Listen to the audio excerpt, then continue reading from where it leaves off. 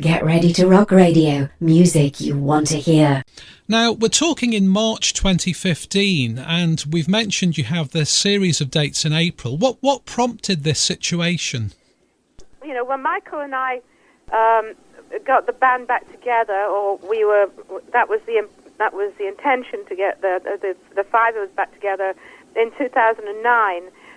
We'd actually broken up in 1987, but I decided to carry on with my solo career, or start a solo career in 1988, and that lasted until 2002 when I wound it down and started to paint. But then Mickey called me up, but I call him Mickey. He didn't like that. It's just I can't change it.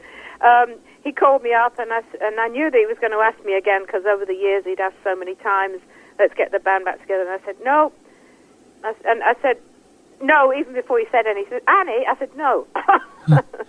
And I said the only way I'd do it is if John Sher, who managed us in the 70s, would take us on. And I didn't think there would be any chance at all, and he contacted John, and John said he was just thinking of the band, and he said, yeah, let's do it. And so, we contacted everybody. In the end, unfortunately, because of timing of different things and whatever, it didn't work out, and so it was back down to Mickey and I, and we didn't think that John would want to take us on just with the two of us, and because we built a band around ours. He said, no, he said, let's do it, because I'd kept the flag flying with my band and for many years, and so there was an audience out there. So that was the beginning of it all over again, and the first tour was, fantastic, because we had a lot of audiences, a lot of fans over here, and that tour did very, very well, and so...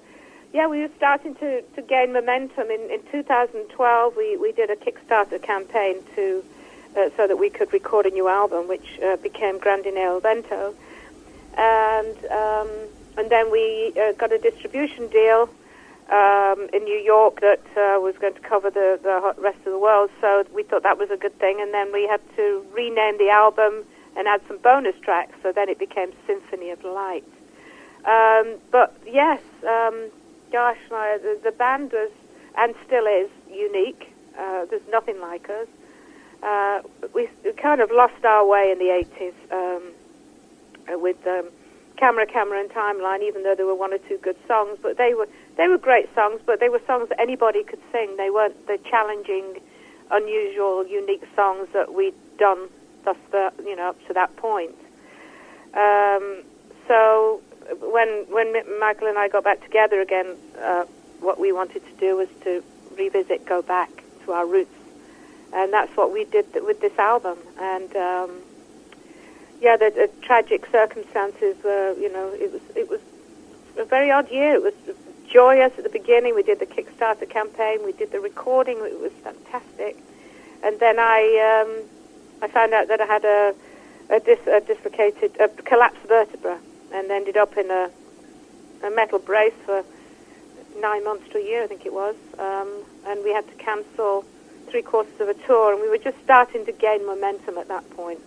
And so we only did like 5 out of 15 shows because I could drive to them and not, it wouldn't be too bad on my back. But, and then we lost Michael in November that year. It was tragic. It was... we weren't sure. Well, I think I was sure, really, that I would carry on because I knew that he would like that, and we just had a new album to promote, so it would have been devastating just to let that go, not do anything. We started touring in 2009, and we toured in 2010. In 2010, we opened up for Procol Harum in Atlantic City and at Longwood Gardens. That was fantastic. Then we toured alongside Steve Hackett. That was a great tour. We went up to Canada and all over the place. And then we went to Japan and Korea in the fall of that year. And then 2011, we ended up recording a live DVD of... We did a concert of 2 albums. We did Scheherazade and Other Stories and Turn of the Cards. And that was a great tour. And we recorded one of the shows at the Keswick Theatre, which is down in Pennsylvania here, and put that out as a live DVD. And then, and that was quite successful, and that was really a wonderful experience. 2012, we performed at Near Fest. 2012 was when we did the Kickstarter campaign as well, and recorded Grande Nel Vento. And 2013, I decided to take the band, carry on with the band, and we did a tour we went down to Florida and Atlanta and an East Coast tour to make up for the dates that we'd lost on the prior tour. And then we did the Yestival. That was really exciting. That was just outside of Philadelphia with Yes and Carl Palmer, and that was a great show, actually. It was like a festival, and it all on one day. I remember getting there at 10 o'clock in the morning. We had to get there at 10 in the morning. And we had 3 meals during the day because we were there. Everybody was there for so long. Yeah, and then last year we did Cruise to the Edge, and that was like, that was just something else. It was brilliant. The bands that were on it were fantastic. Some of my friends like Steve Howe and John Wetton and Patrick Moraz. We did 2 major shows. We did one when we were actually going into a storm, and the boat was going from side to side, and we had to play for an hour and 15 minutes, rooted to the spot and trying not to fall over, But it was incredible. It was a wonderful theatre, held about 1,200 people.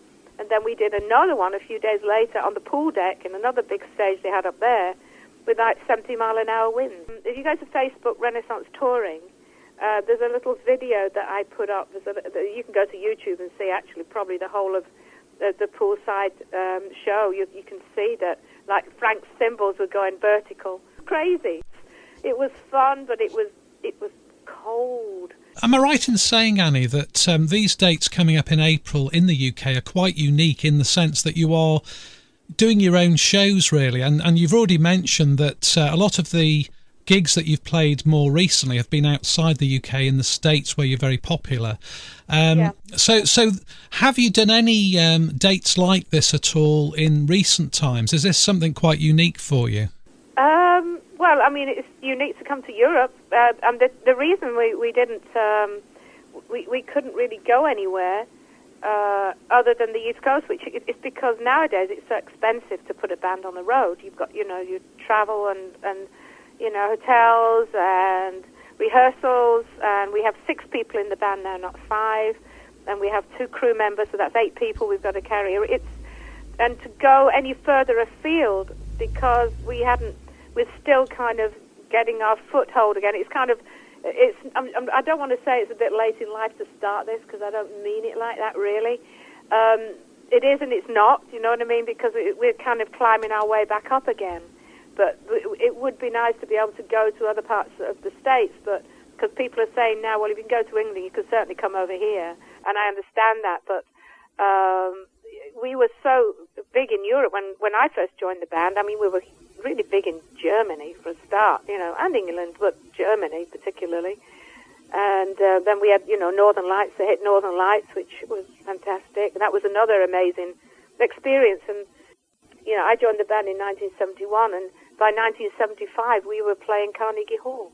I think in a way we probably spent a little bit too much time in America and should have, gone to other parts of the world. When I first started in the band, we played, Germany, and we seemed to kind of broke away from that and didn't tour Europe so much, and which is a shame because we were really big in Germany, and it was very difficult. It was difficult to get these shows in Germany because, well, it's 30 years later, and the promoters are probably not the same promoters. And we haven't played for over 30 years, and, we didn't have a record company, that they didn't know that, if we had the fans still out there. And it's all down to marketing. Publicity is one of the main things, because if you don't know that your favourite band's coming to town you haven't seen for 30 years, there's no publicity, you'll miss them. That's the sad thing, I think you that's exactly right. But I think in some ways that you almost come full circle, and whilst you say, yes, you perhaps should have spent more time in Europe, there is still time, isn't there, to get the music out there? This is why, it would have been nice if we could have done it, before this. But, it is what it is. I believe in karma and timing and, things like that. So, as I said, I don't know where we're going to go from here. I mean, it would be wonderful. It would be wonderful if we could sell out this tour. But it's a matter of whether the people are going to, the right people, the fans that were there are going to, get to hear about it. Yes. Well, they should do, because it's a unique experience, isn't it? And it is. One to savour. The dates in April, Annie, will have the effect of re-promoting the album. Really, it did sneak out, and it means it gives it a new lease of life, I think, this time round, and certainly for UK listeners, anyway. Yeah, I think that the exciting thing for me is is that we have two keyboard players. It's just so symphonic now. It's incredible. It's so full. It's like being on stage with an orchestra. It's wonderful. Of course, that's technology these days. But and again, I don't want to take anything away from the original band, because what we did, or what they did, because I didn't play. I played maracas and tambourine, but I didn't play an instrument. And what those four guys did was phenomenal, really. So, but yeah, I'm very excited to be going over again. Oh, yes, it's like a homecoming, really. And what can fans expect, or, what can the audience expect in terms of a set list? Is it going to be pretty much the very best of Renaissance? Yeah, well, we're going to be doing a hybrid of prologue, which is more orchestral than, as long as it's more orchestral. Well, it is a bit, because Lou Clark, when we did the Albert Hall, he arranged a prologue for the Royal Philharmonic Orchestra to play before we went out on stage, and that was quite incredible. And what we decided to do was take part of that and put it together with, the recorded version, and make a hybrid out of it. So that's really quite intense and very powerful and impressive, actually. And it's also a great song for me to get sung in before I do anything else, because I'm not pushing my voice, so I'm singing what's easiest to me, which is high notes, but I'm really pushing them out, if you know what I mean, exercising my voice in that song for the rest of the show.